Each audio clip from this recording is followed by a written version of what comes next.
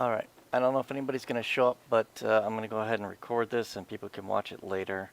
So I've got a list of a few things that I want to demonstrate with the AI system, aside from the basic setup, which I've already shown. So I'm going to skip over that. I'm not going to really do that unless somebody comes on and needs further clarification. So right now what I want to show is the spawn on death feature. What I've got here, I'm going to turn off this. This is a scene where I've got a warrior character and a zombie. I'm just going to go ahead and adjust the camera so we'll be able to see it better. Align it to view. Probably go a little closer here.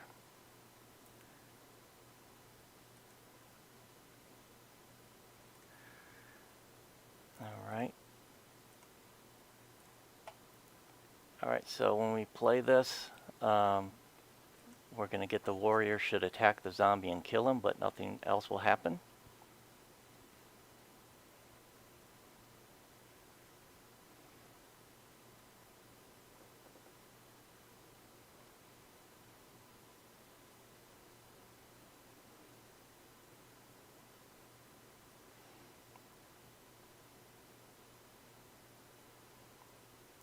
Oh, actually, I had already set it up to spawn these things on death. So let me go back and I'll show you how that was set up. So it was a very simple matter of going into the zombie character. And we go down to here and we have, I don't see it, where is it at? Here we go. You have death spawns, and just go ahead and delete that and I'll start over. So you do an add death spawn, you pick a prefab. I've got these default samples, loot 1 sample, loot 2 sample. I'm going to put a loot 1 sample in there, say that there's a 100% chance of it spawning, make 2 items and put a offset of where it will spawn, about 1, so it'll kind of drop from the air. You can add a sound effect if you want. I'm going to go ahead and add another death spawn to make this more interesting. Take the second loot sample, make that only spawn 1 item though. Alright, so now when it dies it will spawn 2 different items.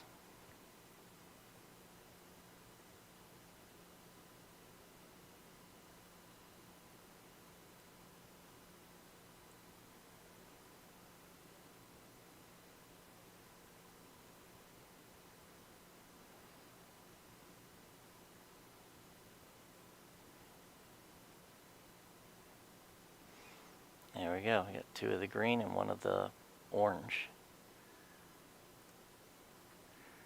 Alright, so that's it for that demonstration. Similarly, you could also do start spawns as well. What you would want to use a start spawn for would be more likely some sort of effect that you would play when you spawn an object, maybe some particle effects or whatnot. I don't really have any samples for anything like that, so I'm just gonna, for a test, we'll go ahead and say spawn one of these green things when it spawns. Actually, I don't have the spawner set up for this, so I don't know if this will work or not. Let me do it for a quick check and we'll see. Might actually have to spawn in with the spawner in order to consider it to be spawned. Yeah. Okay, so we won't be showing that one right now. Alright, the next thing I want to show is wandering using locations as opposed to the basic freeform wandering. So I'm going to turn off the zombie and the warrior, and I'll bring up just the basic male. Right now it has a wander task, which is freeform, which just means it'll just randomly wander around its home position. using these parameters: a wander radius of 5, a minimum distance of 1, a pause minimum of 1 second, and a wander pause maximum of 5. And if we show that, he'll just kind of wander around this area here. He'll never go further than 5 from his home position, because that's the way the wandering works in freeform. Okay, so we're going to change this to be a location-based wander. Now, locations, you have to put defined locations in your scene. And there's a location prefab template. You just drag that location prefab, and you can give it a name. There's a radius around it so that the location can have an area. So let's say you had 5 or 6 different characters that were all going to the same location. They wouldn't all stack in one spot. They'd be within that 3 radius. I'm going to click visible markers so that we can see the location when the scene's running. And now that we have, and we'll do one more location over here. And visible marker. And now with the wander task, we have it as locations, and it is sequential, which means it'll just go back and forth between the locations. You can also say random or shuffled. Random will pick a random one each time it goes. Shuffled will kind of like shuffle a deck of cards, and then it will go in the order that was shuffled. So we'll just keep it sequential. And it should go back and forth between those 2 locations.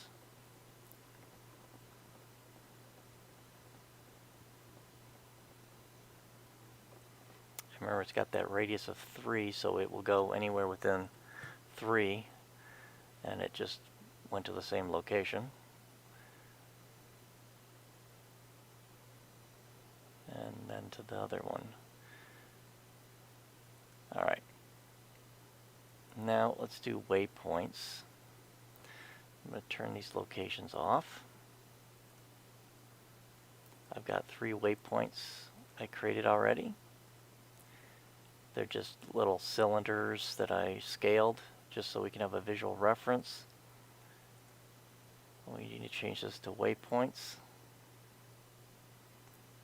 And we'll add 3. And I'll just drag them in here.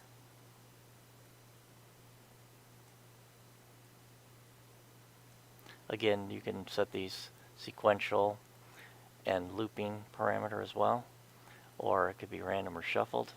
We'll just keep it sequential.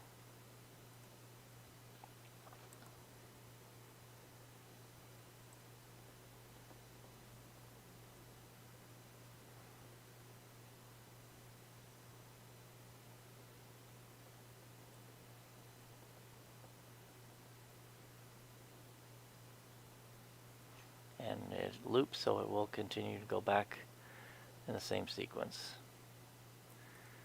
Alright, so now we've done all the 3 different wander types.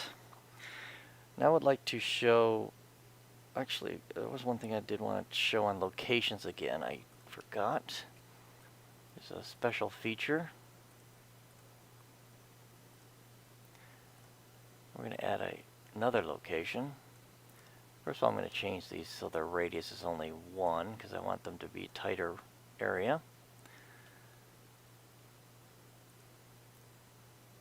If I go back to location wandering, it'll ignore these waypoints. We can keep them though.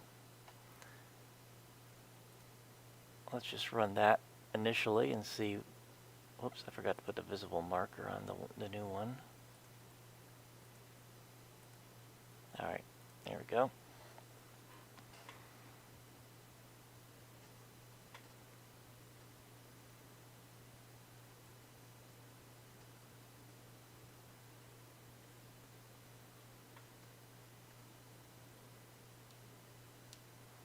It will go to all the 3 locations.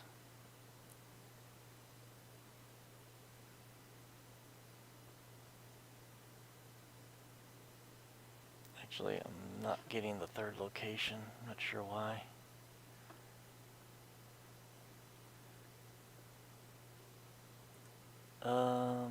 Interesting.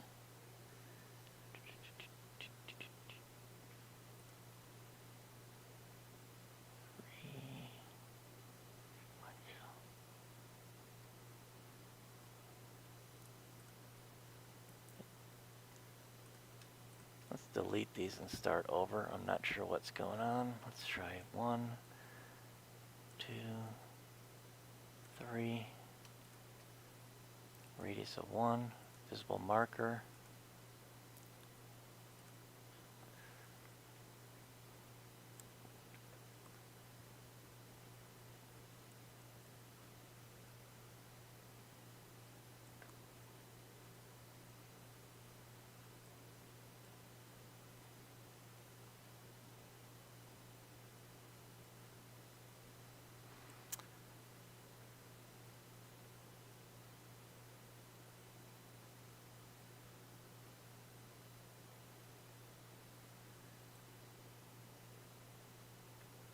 Okay, I have a feeling that's not obeying the sequential, which I'm not sure why. I'll have to look at that. That may be a bug. Let's try shuffled.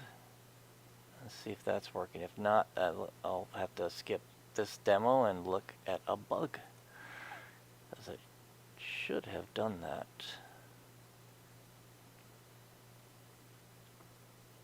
Okay, maybe sequential is not working correctly.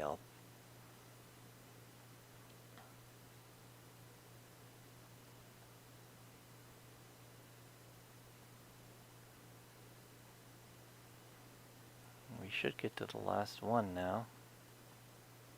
And it's not. Okay, it looks like these sequences aren't working correctly.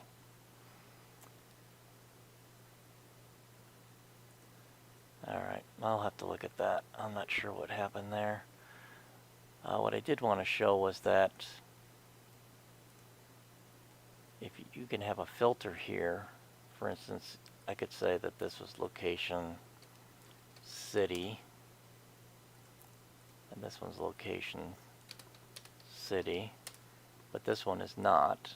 And then I could put city in the filter, and then it would only go to the locations that had city in the name. But maybe random will work. Let's see.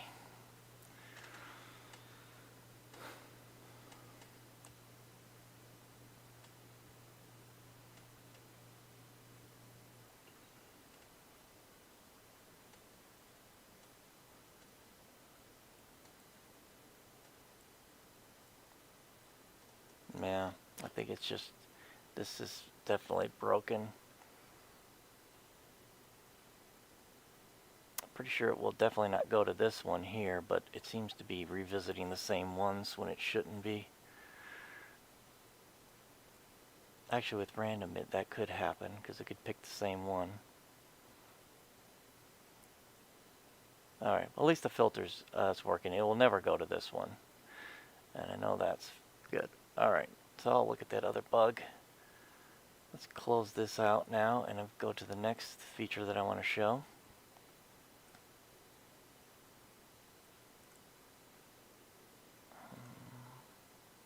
Go back to freeform. What I want to show is interact sensors. So we're going to start with, I'm going to turn these waypoints back on.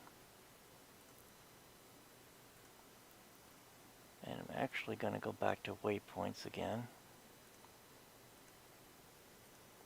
Still have them attached.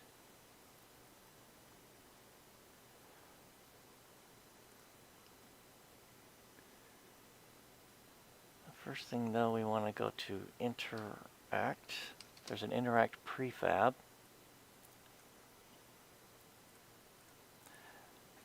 This is going to give us a way to quickly create an object that we can interact with.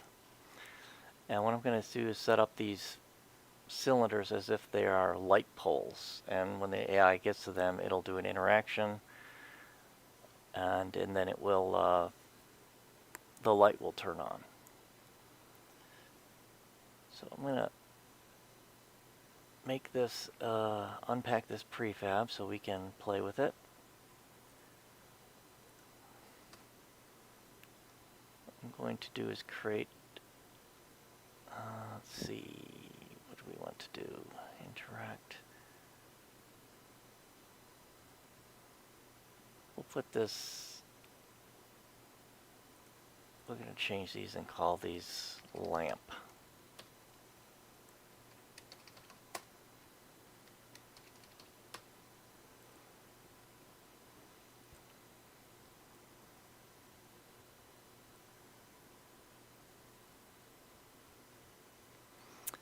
Alright, I'm going to move this lamp inside the interact object.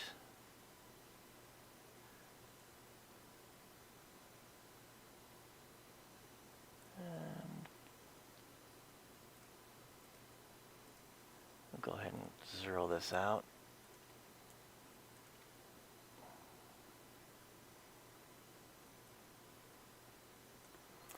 Okay, I'm going to add a light.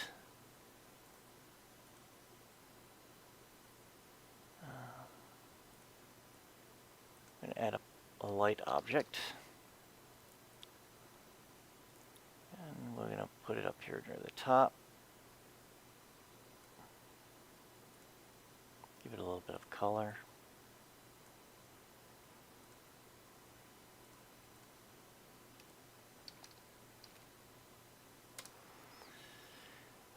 What we have here is we have two different states, state 1 and state 2. The idea behind the interact is that we're going to have the AI go to this object and then do an interaction with it. And when that interaction is complete, we will change from state 1 to state 2. And state 1 is active, there's no light underneath it. So it will be effectively as if this is turned off. And when the interaction is complete, it'll switch to this state, which will turn it on. So what we need to do now, we need to have an interact point. And we're just going to say the interact point is interact position. Right there. We'll make that an interact point.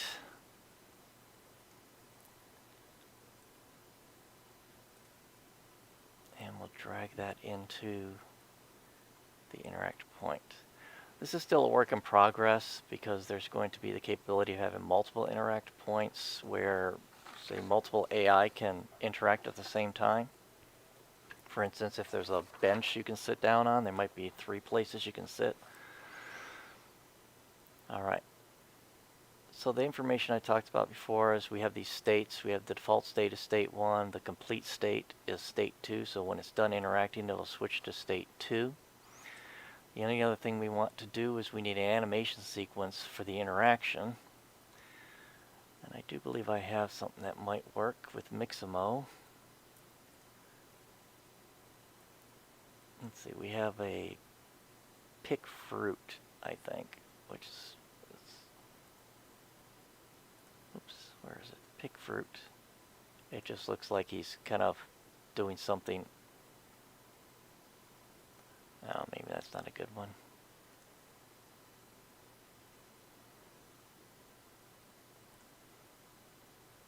None of these are really that good, but I'll go ahead and just do pick fruit. Why not? So we're going to call this pick fruit, even though, actually we'll call it what it would be, like turn on lamp, even though it really is picking fruit. Which means we need to go into our AI and we need to set up that animation sequence.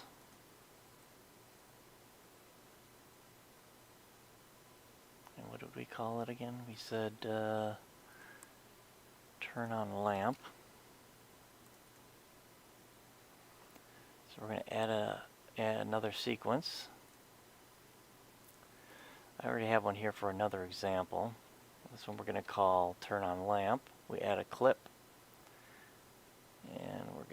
this? Pick fruit clip. Clip speed 1. And we're not going to loop or anything.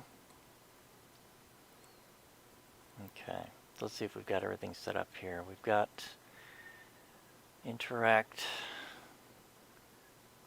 with the animation sequence. The end object end state is state 2. The interact time is how long when it starts playing the animation to the time that the interaction actually occurs. So for instance, he starts picking fruit in this case. We might say, well, after 2 seconds, then it'll actually turn the light on.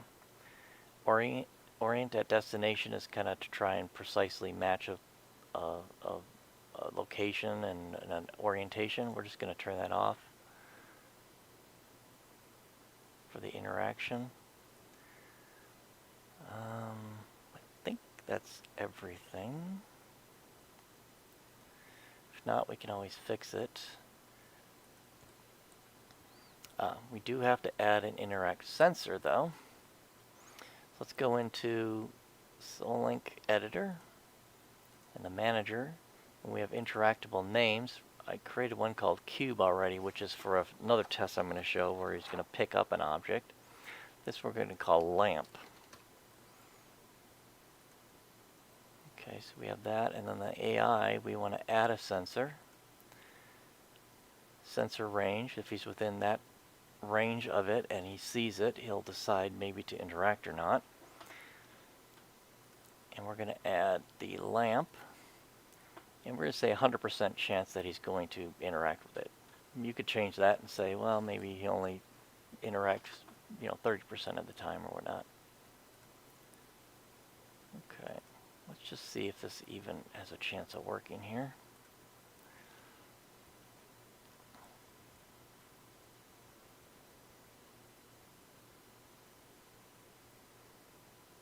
Okay, that did not work.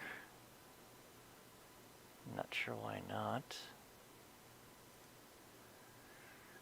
Let's see. Oh, did I forget to put? I forgot to put what kind of interaction this thing is. Right here, interactable name. We have to say this is a lamp, otherwise it will just ignore it.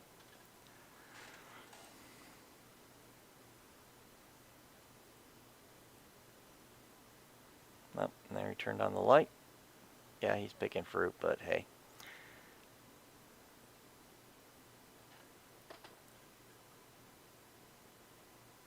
And then should go back to his wandering. Okay. Make this a little more interesting. We'll change the time of day so it looks a little darker out.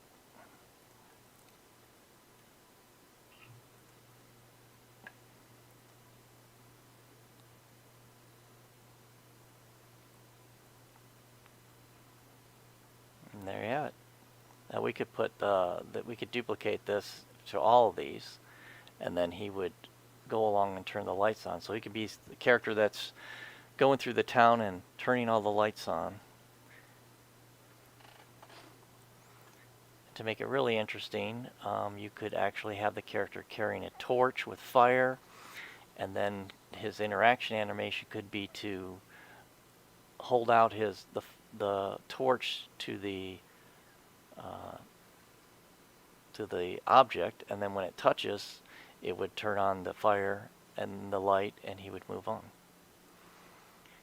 Alright, so what we're going to do now, we're going to turn off this. This will turn off these as well.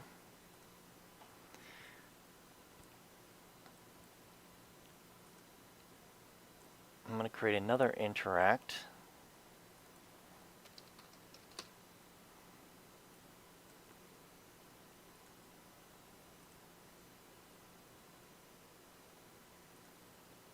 Okay, this one's going to be a little cube object that he can pick up, but if this will simulate, say, maybe picking flowers or something like that.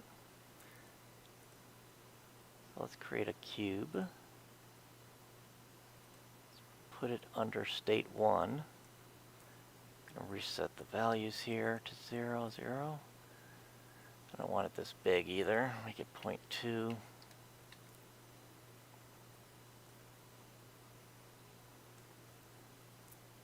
And again, we make this an interact point. This is something new I added, otherwise I would have already had that part of the prefab, so I will change that.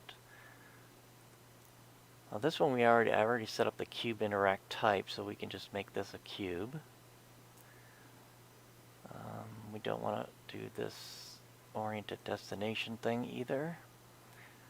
The interact time maybe, I think, was 2.5. I had written this down because I tested it earlier. Let's see. I think that's everything there. We need to add another interact sensor for this character. You can have as many of these interact sensors as you want, depending on how many things you want to interact with. So we're going to add another sensor. Actually, we could use the same sensor to detect multiple things, but I'm going to go with this route. I have two sensors. One for the cube and one for the lamp. And let's see. I think that's all I need. Oh, I do already have the animation sequence called pickup, but I need to set that up here to say that that is the sequence we're going to use. Pickup.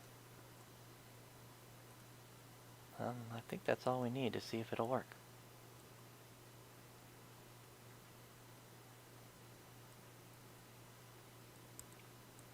Okay, that did not work.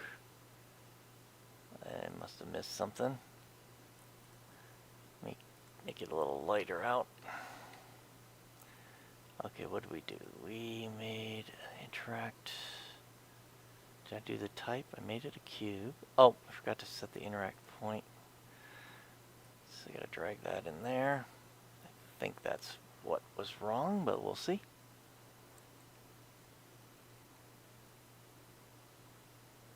Yeah, not the best position. I'm gonna move back the position. Oh, no wonder why. Move it over here, so he's in front of it.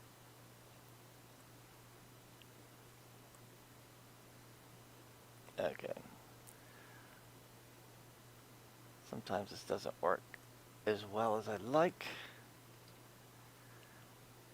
So kind of got to play with this a little. I'm going to move the cube or the position back a little further.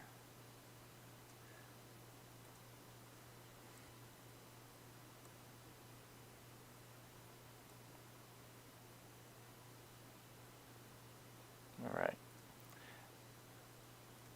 Now to make it a little bit better, I'll move the cube closer to the interaction point.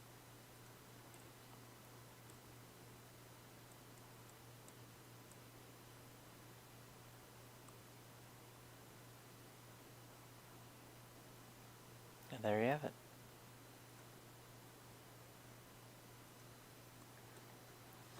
All right. Let's do some more stuff here. Let's bring one of these locations back. We're going to call this location home.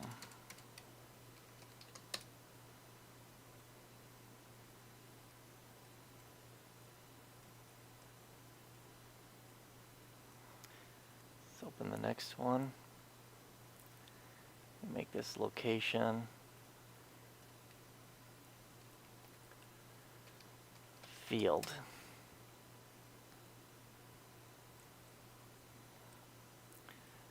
Actually, let's go ahead and put our little fake plant over here.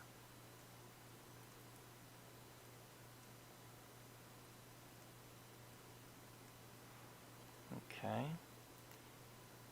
Now, we're not going to have him wander on waypoints anymore. We'll just do free form.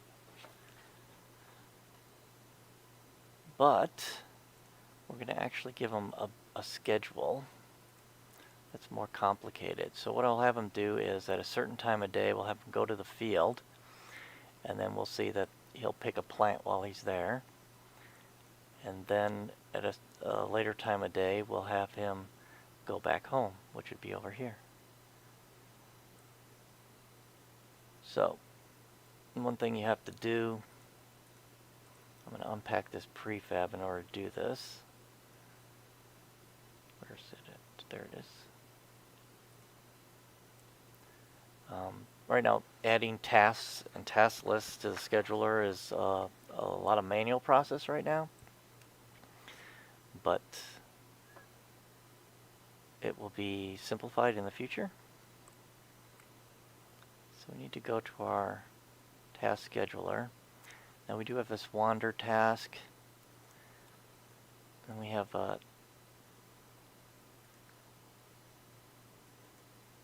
see, then we have the task list, which is just a wander in this case. What we're going to do is add another task list. Call this one go to field. We'll schedule it by time of day. And let's make it 11 a.m. And we're going to add another task here. We create an empty child object. We'll call this destination field. Add a task destination.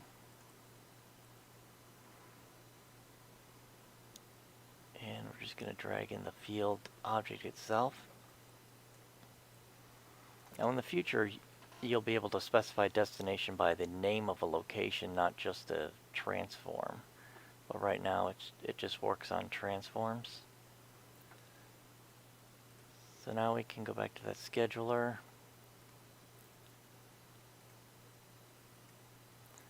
And we can drag in the destination field. So it's going to go to the field at 11 a.m. And let's do another task list. Go home. And we'll have him go home at 1300 hours, which would be 1 o'clock. So let's add another, we'll just duplicate this destination task, make it destination home. And then we'll just change that to the home location.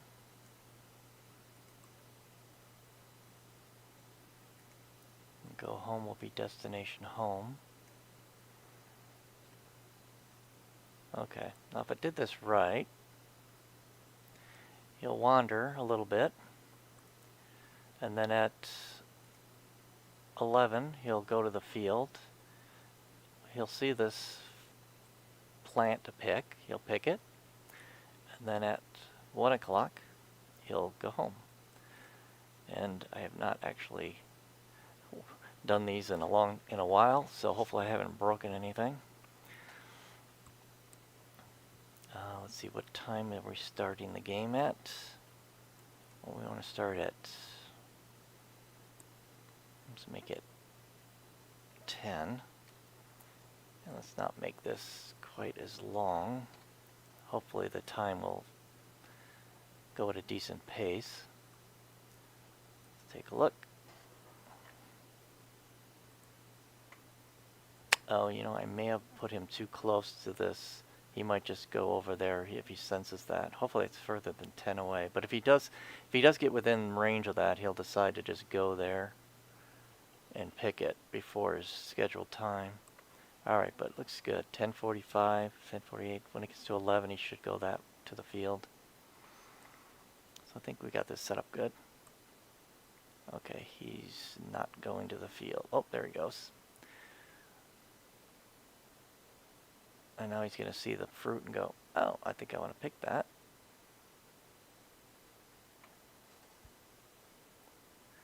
And I did not orient him at destination, so that's probably why he's not perfectly oriented. But now he's back to wandering again because he completed the completed whatever he was doing at the field, and he's just wandering again. And then he will decide at 1 to go back home. Oh, and there he's heading home. Oh, he hasn't headed home yet.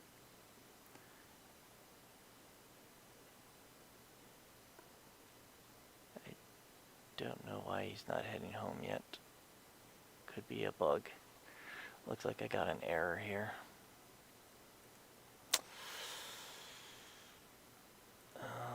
Okay.